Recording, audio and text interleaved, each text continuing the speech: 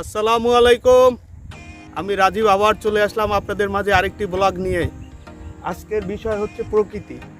সত্যি কথা বলতে কি, আমরা যে আসলে যারা শহরে বসবাস করি, আমরা মাঝে মাঝে হাঁপিয়ে উঠি আসলে আমাদের কাজ নিয়ে। তখন একটু দরকার বিশ্রাম। তখন কি করতে হবে? আমাদের এই যে সুন্দর প্রকৃতির মাঝে কিছু সময় দিতে হবে। যে প্রকৃতি আসলে আমাদের কী যে প্রকৃতিতে আমাদের কিছু আনন্দ, কিছু বিনোদন। এই যে এখন মনে হচ্ছে আমার মনটা ওই প্রকৃতির সাথে মতো বিশাল। অর্থাৎ আমাদের এই যান্ত্রিক জীবনের সাথে আসলে আমাদের প্রকৃতিটাকেও মিশিয়ে ফেলতে হবে, যাতে আমরা আবার কাজের উদ্যমতা নিয়ে আবার নতুন করে শুরু করতে একটু ছোট্ট সময় বিনোদনের জন্য আপনারা আপনাদের যারা আমাদের ভিউয়ার্স আছেন অথবা যারা আমাদের শুভাকাঙ্ক্ষী আছেন সবাইকে একটা অনুরোধ, মাঝে মাঝে যে নিজেকে একটু বিশ্রাম দিবেন।